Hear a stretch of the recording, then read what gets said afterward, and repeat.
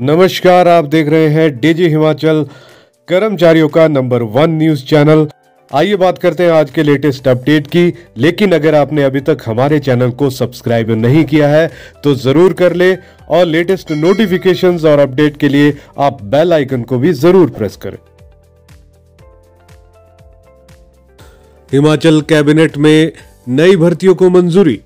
कर्मचारियों के 5211 पद भरने की मंजूरी। अग्निवीरों को मिलेगी नौकरी, जाने कैबिनेट के बड़े फैसले। हिमाचल प्रदेश कैबिनेट की बैठक शनिवार को मुख्यमंत्री जयराम ठाकुर की अध्यक्षता में राज्य सचिवालय शिमला में आयोजित की गई। बैठक में कई बड़े फैसले लिए गए। कैबिनेट बैठक में कर्मचारियों के 5211 पद भरने का भी निर्णय लिया गया। वहीं स्कूलों और कॉलेजों के लाखों विद्यार्थियों को दी जाने वाली विभिन्न छात्रवृत्ति योजनाओं की राशि में 8,000 रुपए तक की बढ़ोतरी को मंजूरी दी गई। विभिन्न शिक्षण संस्थानों में 438 पद भरे जाएंगे, जिनमें तकनीकी शिक्षा विभाग में 56 और कॉलेजों में 27 पद शामिल है। अन्य विभागों में 250 पद भरने की मंजूरी दी गई, जिसमें राज्य कर एवं आबकारी विभाग में पुलिस कर्मियों के 73 पद शामिल है। कर्मचारी चयन बोर्ड के माध्यम से सीधी भर्ती से 40 पद अनुबंध आधार पर भरे जाएंगे। दिव्यांगता वाले कर्मचारियों को प्रमोशन में 4% कोटा।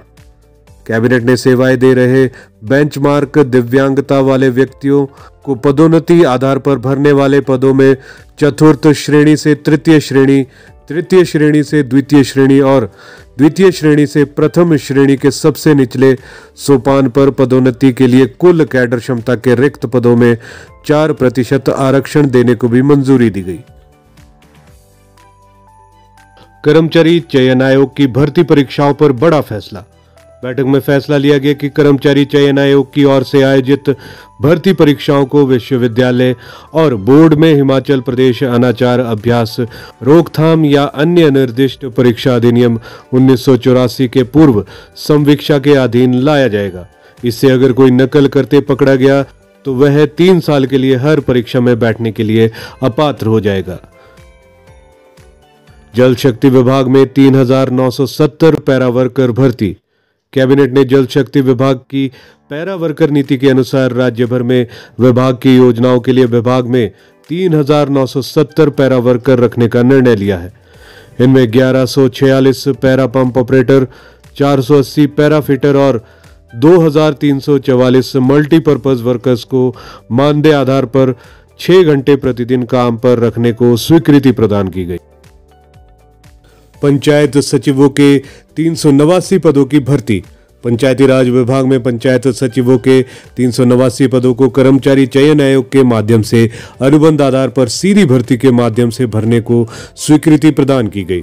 इसी के साथ कर्मचारी चयन बोर्ड के माध्यम से अनुबंध आधार पर सीधी भर्ती के माध्यम से पंचायती राज विभाग में तकनीकी सहायकों के 124 नए पद सृजित करने और 40 पदों को भरने को स्वीकृति प्रदान की गई। अग्निवीरों को मिलेगा रोजगार।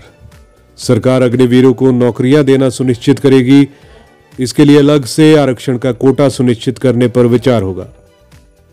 बैठक में नवगठित ग्राम पंचायतों के लिए चयन समिति के माध्यम से ग्राम रोजगार सेवकों के 124 पदों को भरने को भी स्वीकृति दी गई। पुनर्विवाह पर मिलेंगे 65,000 रुपए।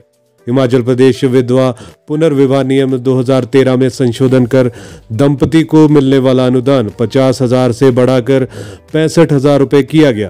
कैबिनेट फैसलों की जानकारी देते हुए पंचायती राज मंत्री वीरेंद्र कंवर ने जानकारी दी। आईटी शिक्षकों का मानदेय बढ़ा, स्कूल अपग्रेड।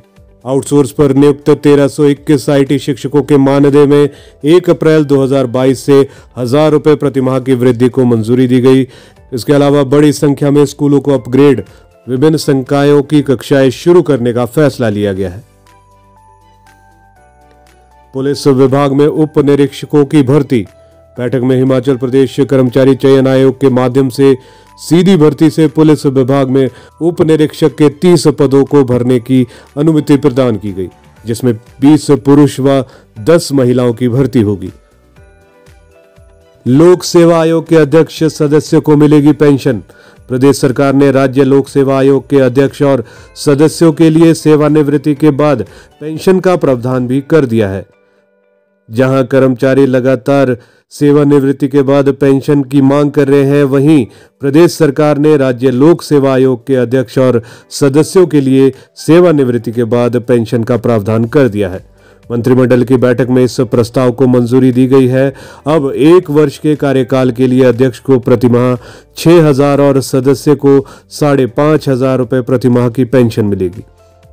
अधिकतम 6 वर्ष तक अध्यक्ष और सदस्य का कार्यकाल निर्धारित किया गया है।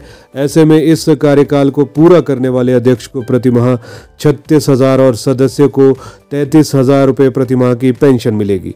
सरकार की ओर से पास किए गए प्रस्ताव में पेंशन शब्द की जगह फिक्स अमाउंट शब्द का प्रयोग किया गया है। सरकारी सेवा से अध्यक्ष और सदस्य बनने वालों को यह वित्तीय लाभ नहीं मिलेगा। उन्हें सेवानिवृत्त होने वाले विभाग से ही पेंशन मिलेगी।